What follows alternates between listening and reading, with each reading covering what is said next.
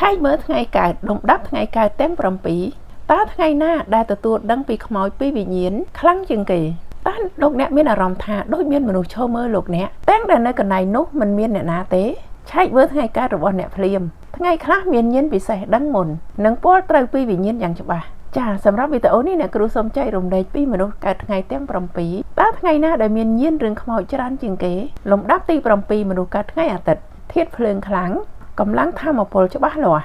រមែងមិនសូវទទួលអ្វីពីខាងក្រៅញៀនទាបបំផុតសំដៅលើញៀនឃើញខ្មោចណាលំដាប់ទី6មនុស្សកើតថ្ងៃប្រហ័សជាមនុស្សមានហេតុផលខ្ពស់យកខួរក្បាលជាធំទោះជាជួបជាមួយនឹងអ្វីលោកអ្នករមែងគិតថាប្រហែលជាគិតខ្លួនឯងទេដឹងលំដាប់លេខ5ថ្ងៃអង្គារចិត្តអង្គអាចមិនសូវចេះខ្លាចទោះជាមានអ្វីប្លែកក៏មិនបានដឹងខ្លួនលំដាប់លេខ4មនុស្សកើតថ្ងៃពុធពូកែសង្កេតពេលដែលមានញៀនចូលមកគេនឹងមានអារម្មណ៍ប្លែកតែក៏នៅតែគិតថា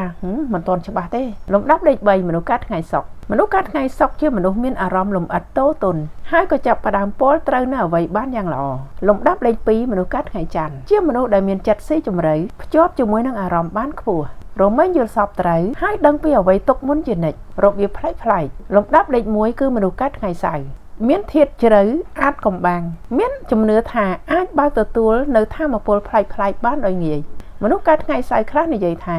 គេមានអារម្មណ៍ហាក់ដូចជាមានមនុស្សនៅទាំងដែលនៅកន្លែងនោះមិនមានអ្នកណានៅសាកសង្កេតមើលថ្ងៃកើតរបស់លោកអ្នកឲ្យច្បាស់ណាព្រោះពេលខ្លះលោកអ្នកក៏ធ្លាប់បានទទួលនៅអារម្មណ៍ប៉ុន្តែលោកអ្នកក៏មិនដឹងខ្លួនអញ្ចឹងអ្នកគ្រូសរុបញៀនតាមថ្ងៃកើតណាថ្ងៃអាទិត្យជាមនុស្សដែលមានញៀននៅជ្រៅហើយញៀនទាបបំផុតក្នុងការមើលឃើញខ្មោចថ្ងៃច័ន្ទមានញៀនបែបទន់របៀបខ្សោយថ្ងៃអង្គារចាប់ផ្ដើមទទួលដឹងថ្ងៃពុធមានញៀនពលត្រូវបានថ្ងៃប្រហ័សមានប្រផ្នូលដែលអាចពលត្រូវថ្ងៃសុក្រជាមនុស្សមានញៀនខ្លាំងថ្ងៃសៅរ៍អាចកំបាំងមានញៀនខ្លាំងបំផុតចាញៀននេះអ្នកគ្រូសំដៅលើញៀនពលត្រូវជាមួយនឹងវិញ្ញាណជាមួយខ្មោចចាសម្រាប់មនុស្សកើតថ្ងៃទាំង7ហើយនឹងញៀនដែលតាក់ទងជាមួយនឹងវិញ្ញាណដួងវិញ្ញាណដែលឪពុកម្ដាយស្លាប់ទៅ